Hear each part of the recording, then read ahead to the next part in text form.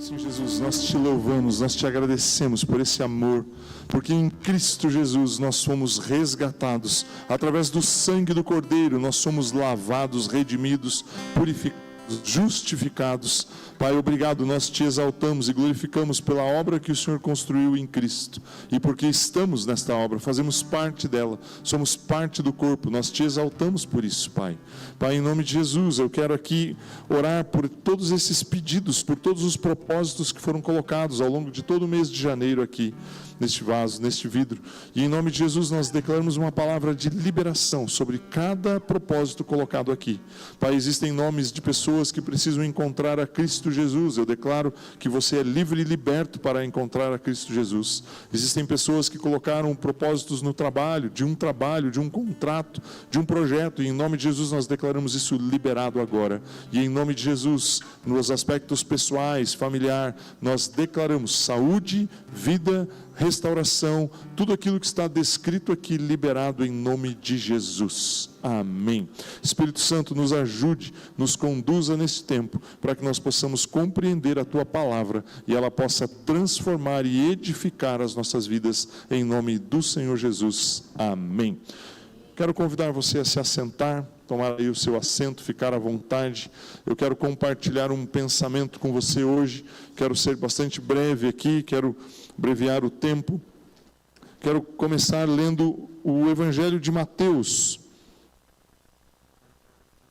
capítulo 4, eu quero ler apenas o verso de número 4, esse contexto, né, o ambiente aí, Jesus havia sido batizado, foi conduzido pelo Espírito Santo para o deserto, Satanás vem tentar a Jesus, e diante da primeira tentação, da primeira circunstância, o versículo 4 ele acontece, o texto diz assim: Jesus, porém, respondeu, está escrito, o ser humano não viverá só de pão, mas de toda a palavra que procede da boca de Deus. Jesus está, como eu falei, o contexto, é o ambiente, é o momento em que Satanás está tentando a Jesus, está ali buscando destruir o chamado de Jesus, antes mesmo que Jesus pudesse fazer alguma atitude ou alguma atividade. E diante daquela situação, Jesus dá uma resposta. E essa resposta, evidentemente, que resolveu a situação dele ali, mas é um ensinamento para nós. E ele diz assim, que não só de pão viverá o homem. Jesus está dizendo que existe um contexto, um ambiente em que o ser humano precisa buscar a sua nutrição. E ele fala a respeito da palavra de Deus. Ele diz, mas de toda a palavra que procede da boca de Deus. Meu irmão, eu quero que você faça uma associação, vou precisar que você imagine algumas coisas. Minha cabeça, às vezes, eu acho que ela é meio infantil, assim, porque eu faço umas associações muito bobinhas para a gente poder entender alguns princípios importantes. A palavra de Deus, quando Jesus ele declara isso, ele está dizendo que existe uma amplitude de declarações de Deus que suprem as nossas vidas. Não é um texto. E de manhã eu usei uma expressão, me ocorreu na hora que eu estava aqui falando. Quando você faz uma refeição, você não come um único alimento durante todo o dia ou durante toda a semana. Como eu gosto muito de arroz, eu brinquei e falei, olha, você não vai ficar café da manhã, almoço, janta, arroz, sobremesa, arroz, segunda, terça, quarta, quinta, sexta, sábado, domingo, segunda, terça, quarta, arroz. Se você fizer isso e você consumir um único produto, um único alimento, vão faltar nutrientes na sua vida, no seu corpo, na sua saúde. Aliás, você não vai ter saúde, porque vão faltar alimentos, vão faltar nutrientes. Da mesma maneira, nós não vivemos de uma única forma do relacionamento com Deus. Nós vivemos de toda a palavra que procede da boca de Deus. Por que eu estou fazendo criando essa ficção aí na sua cabeça? Para que você entenda que existem aspectos da palavra de Deus que são diversos. O segundo exemplo que eu quero dar para você é a eletricidade. Olha só, estou aqui olhando para essas lâmpadas que estão à minha esquerda aqui. A mesma eletricidade que dá energia para que ela brilhe, é a eletricidade que aciona o ar-condicionado que está aí esfriando você, fazendo você ficar encolhidinho, né? Que eu vi que os irmãos já foram dar uma diminuidinha ali no ar. E é a mesma eletricidade que faz os telões brilharem.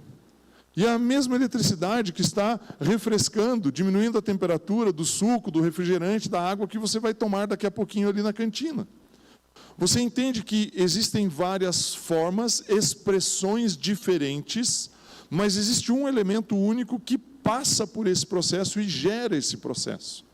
A eletricidade, ela aciona a lâmpada, ela aciona o projetor, aciona o ar-condicionado, aciona a TV, aciona a geladeira, o micro-ondas. Cada eletrodoméstico desse tem uma função, tem uma ocupação, tem uma atividade, tem uma especificidade. Mas todos eles, se você cortar a eletricidade, eles morrem. Do mesmo jeito, a palavra de Deus é assim. Ela parte de uma fonte única, de um caminho, mas ela atua de maneiras diferentes. Quando eu trago esse texto e falo, não só de pão vive o homem, mas de toda a palavra que procede da boca de Deus, então nós precisamos entender que existe uma diversidade de aspectos dos princípios que nós praticamos como cristãos. Olhe só o que está escrito em 2 Pedro, capítulo 1, 2 Pedro 1, o verso de número 2. 2 Pedro 1, 2. O texto diz assim, que a graça e a paz lhes sejam multiplicadas no pleno conhecimento de Deus e de Jesus, o nosso Senhor. Pedro está escrevendo, olha, existe uma possibilidade de multiplicar a graça e a paz.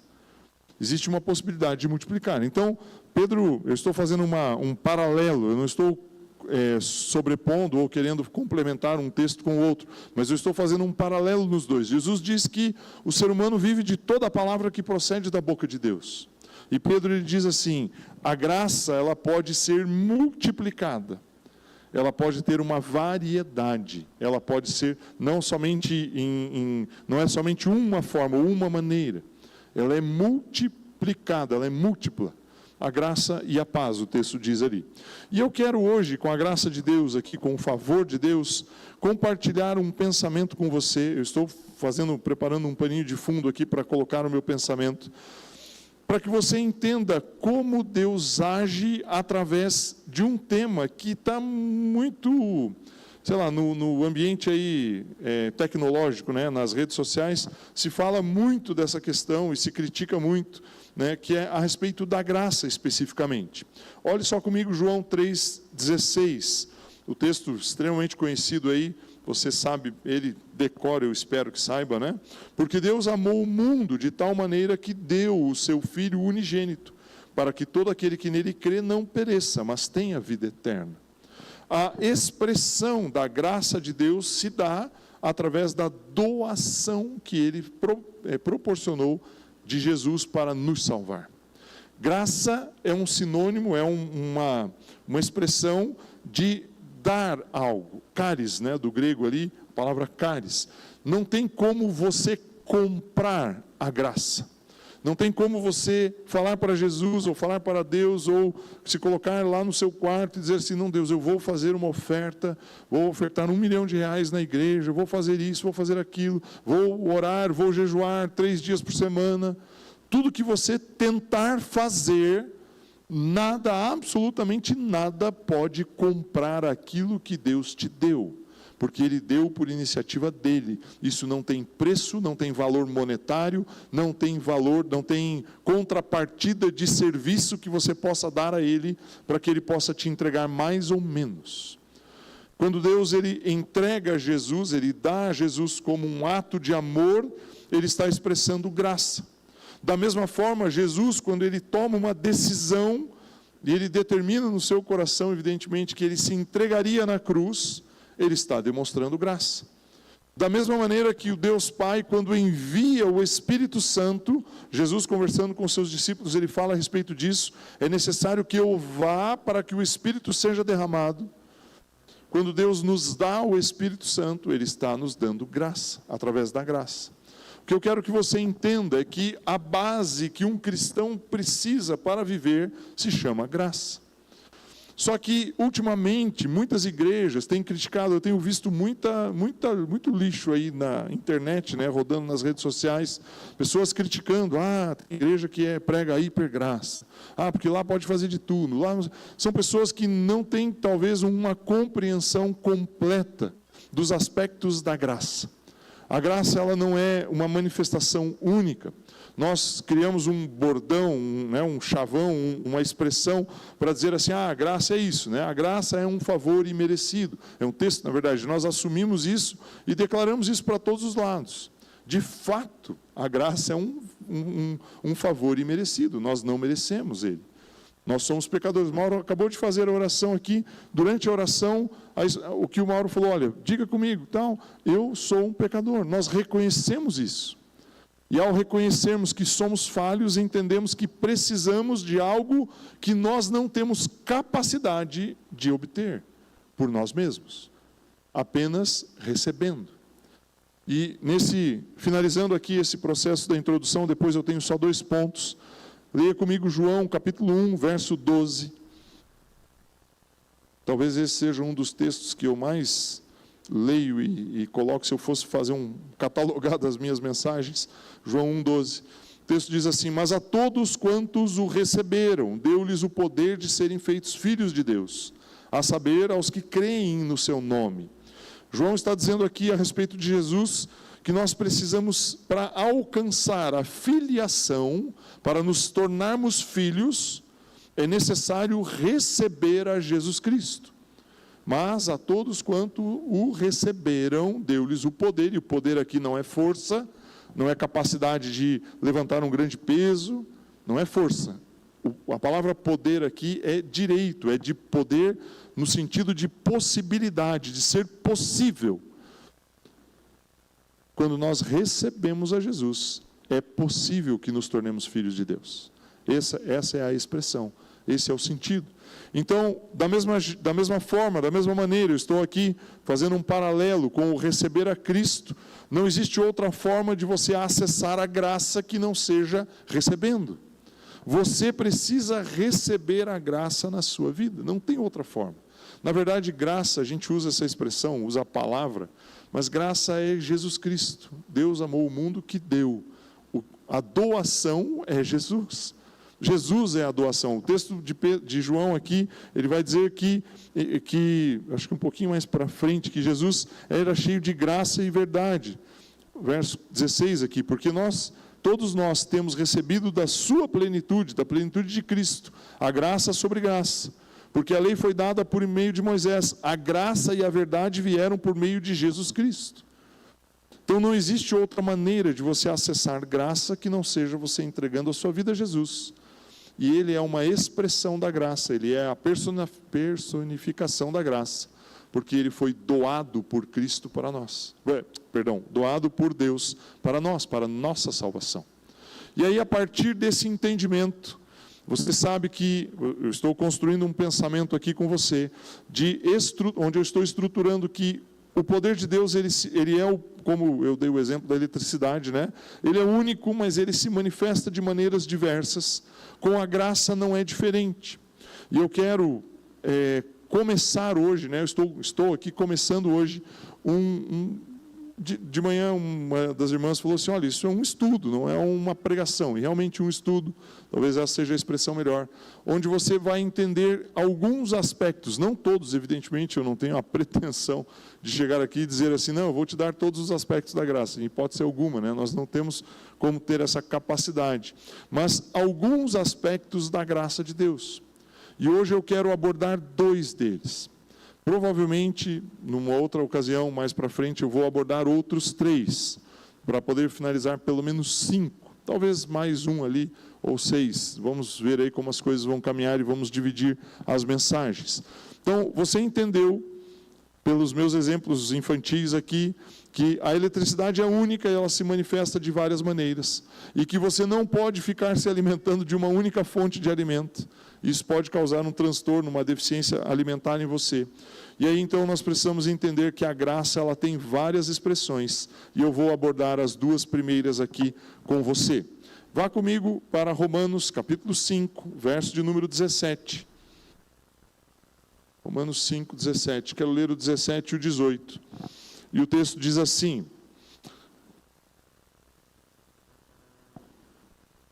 se a morte reinou pela ofensa de um, e por meio de um só, muito mais os que receberam a abundância da graça e o dom da justiça reinarão em vida por meio de um só, a saber, Jesus Cristo.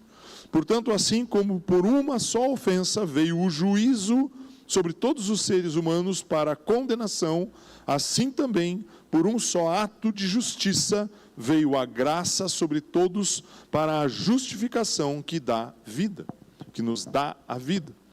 Meu irmão, existe uma expressão da graça que é chamada de graça salvadora. Em Cristo Jesus nós fomos salvos, Ele nos salvou. Mas isso é um dom, é um presente. Dom aqui não no sentido de habilidade, um dom no sentido de dádiva. É um presente que nós recebemos de Deus. Deus, Ele olhou para o ser humano na sua miséria, no envolvimento com o pecado, no lodo, no lamaçal do pecado ali, perdido, desorientado, desgovernado, porque ele tinha entregue o governo daquilo que Deus deu para ele lá. Se você ler Gênesis 1, 2 e 3, você vai entender isso. Ele pegou o governo daquilo que Deus colocou nas suas mãos e repassou esse governo. Ele sublocou aquilo que ele tinha recebido para Satanás. Satanás, por sua vez, implanta o caos sobre a face da terra e cria uma estrutura, uma hierarquia de domínio, de império, fazendo com que o ser humano se torne um escravo dele. E para que nós possamos sair deste ambiente, sermos transportados do império das trevas e voltarmos ao reino da luz, ao reino de Jesus, é necessário que você receba a salvação. E a salvação, ela se expressa como um dos aspectos da graça, a graça salvadora.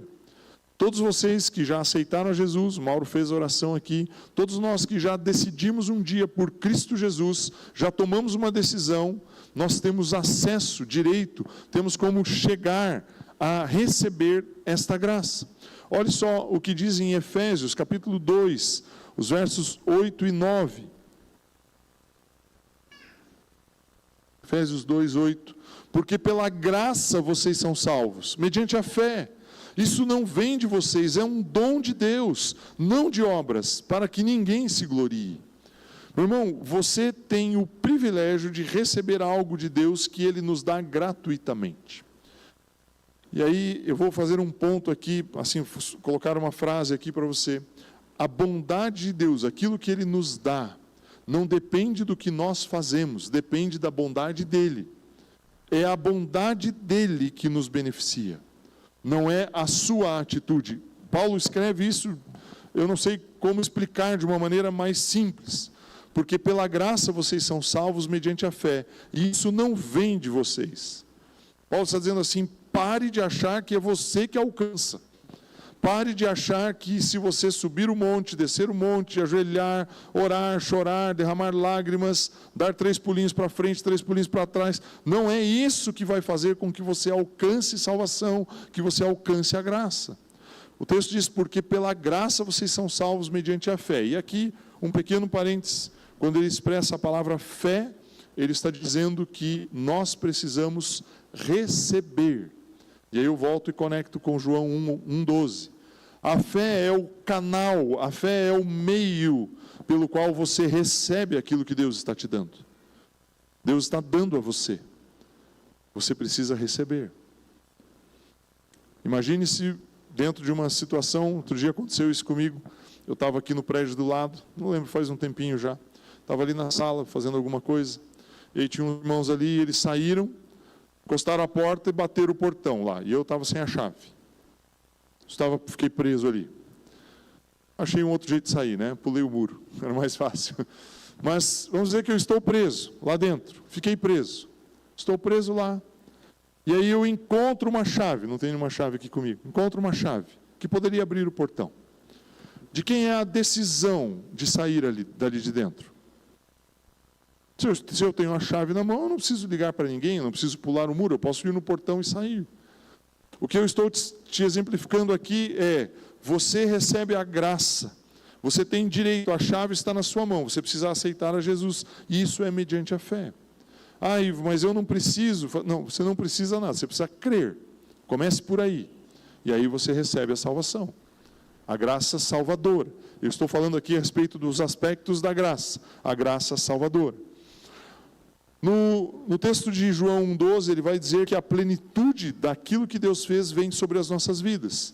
A fé é a maneira que você aceita aquilo que Deus fez por você, que você recebe aquilo que Deus fez por você.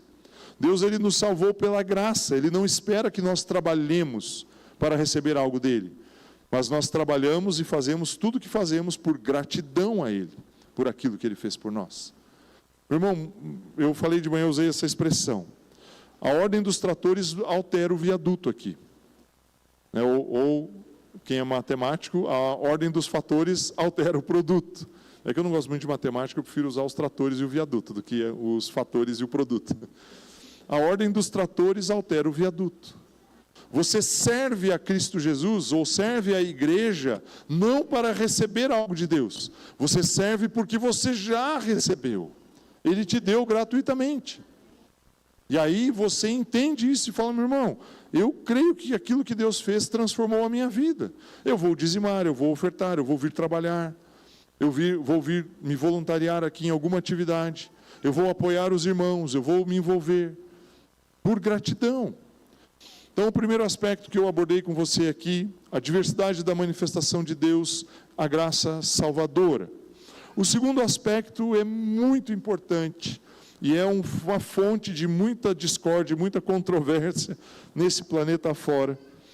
O texto que, eu nem vou ler aqui, mas o texto que nos diz que nós somos transportados do império das trevas para o reino da luz, ele muda a nossa base, a nossa localização. E o segundo aspecto da graça, leia comigo em Tito. Eu não sei se você sabe, mas a sua Bíblia tem um livro, uma carta, escrita por um discípulo, por um apóstolo chamado Tito. Talvez alguns de vocês nem soubessem que existe esse nome aí. Tito, capítulo 2, os versos 11 e 12, eles dizem assim: porque a graça de Deus se manifestou, trazendo salvação a todos. Então, olha só, ele está aqui me ajudando a fechar o meu primeiro ponto. Ele diz que existe uma graça que se manifesta e salva. Só que o 12, ele dá uma base, ele dá um passo e ele vai um pouquinho mais adiante. E ele diz assim, ela nos educa para que, renegadas a impiedade e as paixões mundanas, vivamos neste mundo de forma sensata, justa e piedosa. O 13, aguardando a bendita esperança e a manifestação da glória do nosso grande Deus e Salvador Jesus Cristo. Meu irmão, o segundo aspecto da graça é a graça santificadora. E aí você pode pegar todas as pessoas que falam assim, eu não prego sobre a graça, porque é hipergraça, porque as igrejas que acreditam na graça e se entregam lá na teologia da graça, elas liberam e você pode fazer qualquer coisa. Essas pessoas que falam isso, eles não leram Tito. Porque Tito é muito claro, é muito explícito, é muito simples. Ele diz, ela nos educa. Quem é ela aqui? É a graça.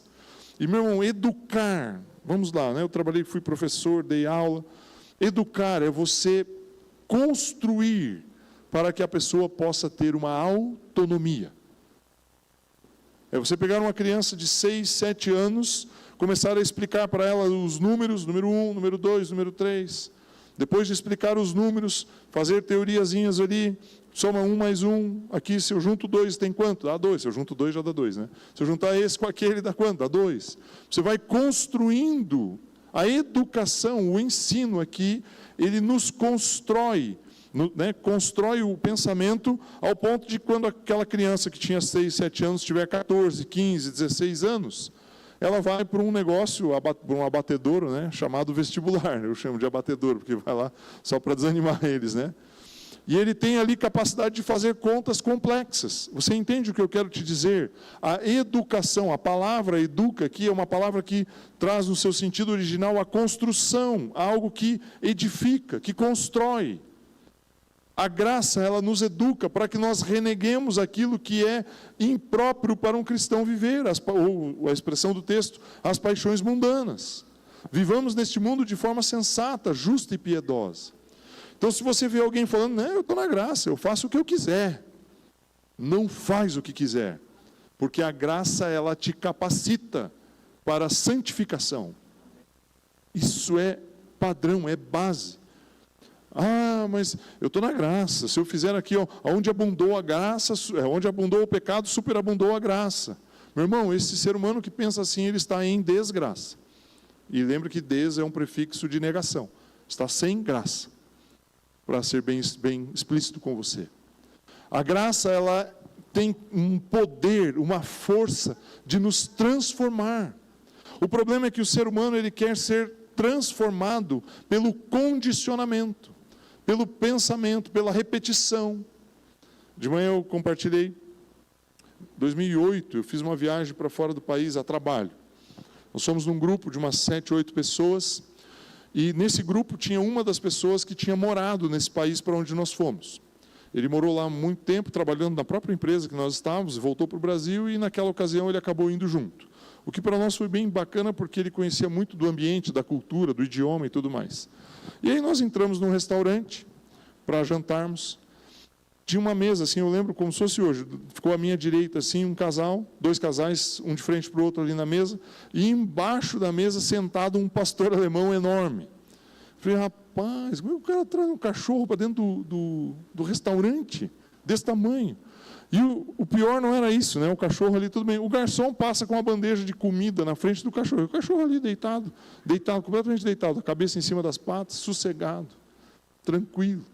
Não latiu, não levantou, não saiu correndo atrás do garçom para comer um pouco, não ficou tentando pegar coisa em cima da mesa, não ficou tentando subir no colo do dono, nada. O tempo que nós ficamos ali, que eles estavam ali, o cachorro ficou deitado o tempo inteiro, adestrado. E aí eu conversei com esse meu colega, falei, não sabia que podia entrar. Ele falou, não, aqui tem uma cultura muito forte, eles gostam muito do animal, só que tem algumas regras. Primeiro, se você quer ter um cachorro, você paga um imposto. O imposto é alto. E como é que você faz para reduzir o imposto? Você vai para um adestrador e adestra o cachorro, e pega um certificado de adestramento. O certificado de adestramento reduz o imposto. E aí, então, ele começou a me falar das técnicas, do jeito. Num outro dia, andando numa praça, vimos um cara adestrando um outro cachorro, coincidentemente. O ser humano, ele tenta replicar sobre ele aquilo que ele faz com os animais. Quando você tenta controlar a sua alma, encaixotar a sua alma, trabalhar com a sua alma por repetição, por mudança de hábito, você lê aí, vai numa livraria ali na autoajuda, tem lá 21 dias para mudar um hábito, hábitos que não sei o quê, mudança de hábito, e até um filme lá, né, bem antigo aí, quero ver quem que é mais velho. Se eu falar mudança de hábito, eu já vou ver quem que é mais velho, ó, os sorrisinhos, né? Meu irmão, o ser humano não pode querer se adestrar pela alma. Você vai mudar o comportamento, mas aquilo não é natural. Eu nunca tinha achado que ia ver um cachorro, ver uma bandeja de carne, passar na frente dele e não sair correndo atrás da carne. Para mim aquilo não era natural. Você entende o que eu quero te dizer?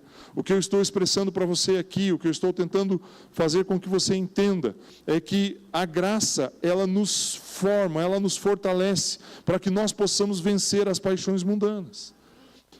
Problemas na área sexual, desvios de comportamento da sexualidade, desvios de comportamento do caráter. Paulo, quando ele escreve aos Romanos, se eu não me engano, e aos Efésios também, ele fala, se alguém roubava, pare de roubar. Se alguém mentia, pare de mentir. Por que ele está dizendo isso? Porque ele sabe que o poder do Espírito Santo de Deus manifesta uma graça que nos santifica. E a santidade, ela vem de cima para baixo, ela não vai de baixo para cima. Nós crescemos em pecado, nascemos, fomos gerados em pecado. A nossa natureza natural, né? Natureza natural, uma cacofonia, que sei lá se é isso que fala, uma redundância. Ela é pecaminosa. Agora, nós precisamos entender que o Espírito pode transformar isso em nós. O Espírito pode mudar isso em nós. Olha só o que diz em Romanos 6,14. Romanos 6,14. Porque o pecado não terá domínio sobre vocês, pois vocês não estão debaixo da lei, e sim da graça. Irmão, se você está debaixo da graça, o pecado não domina. Ai, mas eu tenho uma dificuldade, porque eu fico ali navegando naqueles sites, eu tenho lá uma conta não sei aonde, e aquilo lá, e aquilo lá.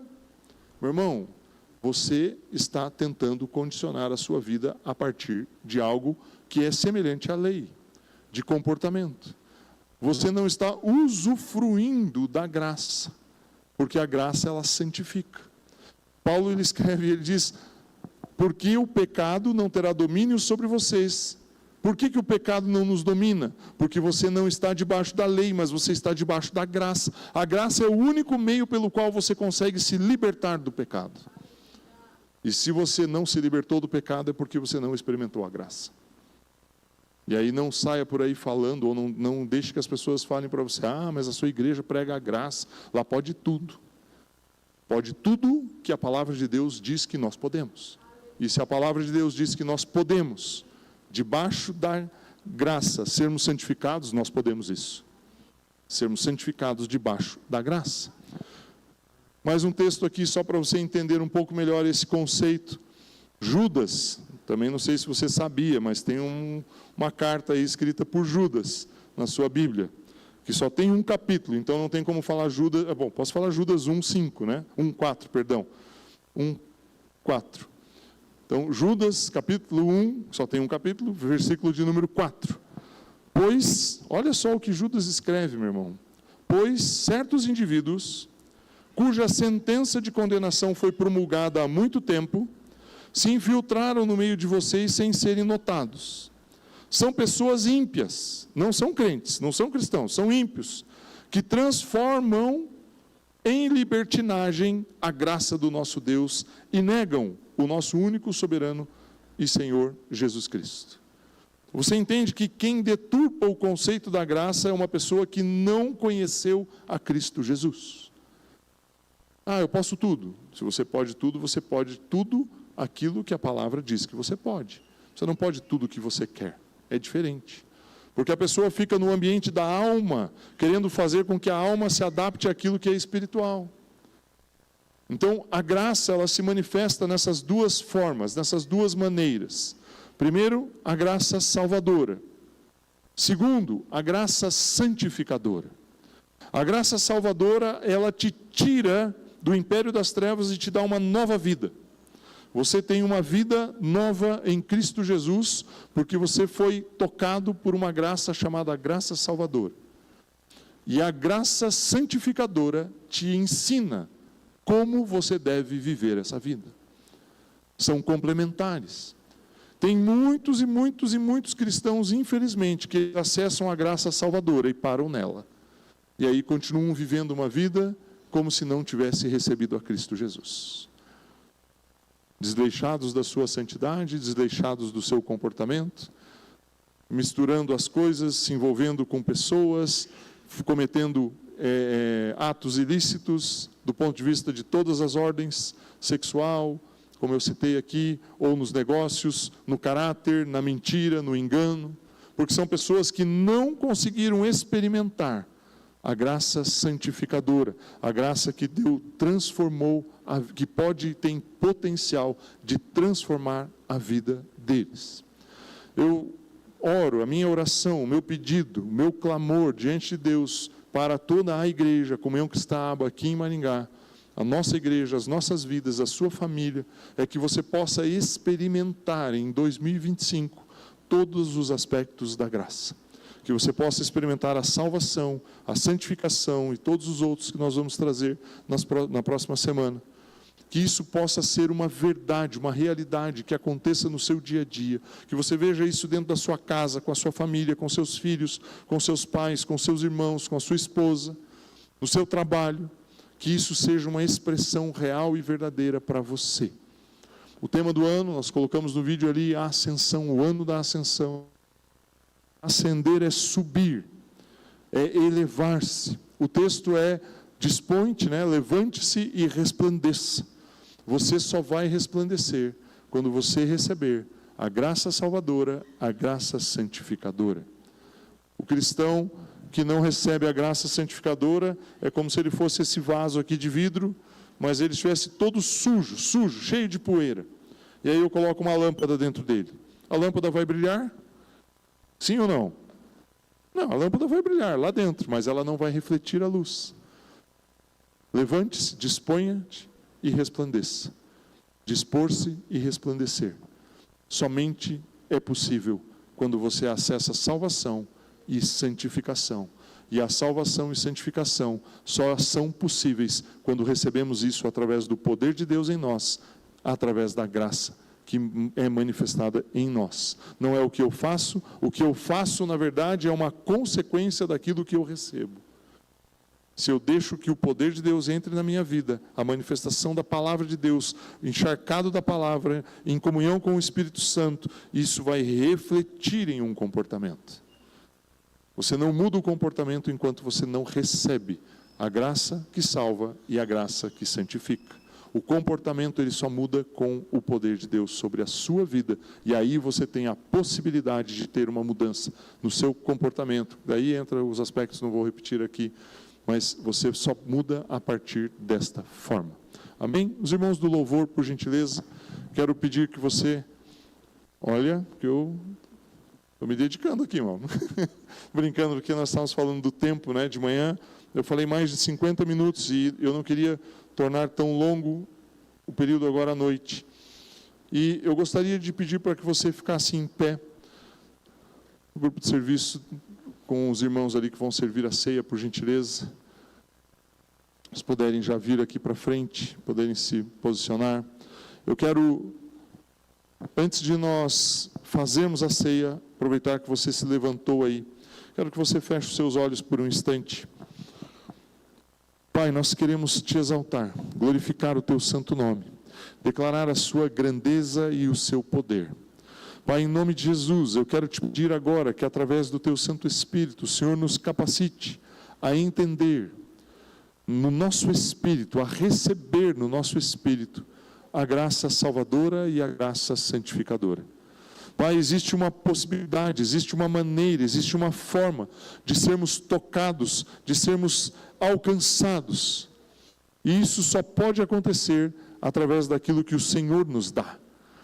Pai, não é o que nós fazemos que nos torna santos, não é o que nós fazemos que nos possibilita sermos salvos, mas é aquilo que o Senhor fez por nós.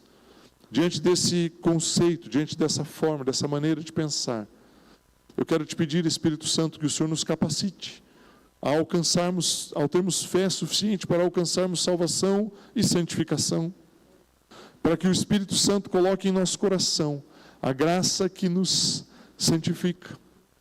Pai, nós somos o corpo de Cristo, santo e imaculado. Pai, nós somos o corpo de Cristo, e nós precisamos refletir a luz do Senhor Jesus em nós. E isso só pode acontecer se houver santificação em nossas vidas. Mas, Pai, a santificação, ela não vem de fora.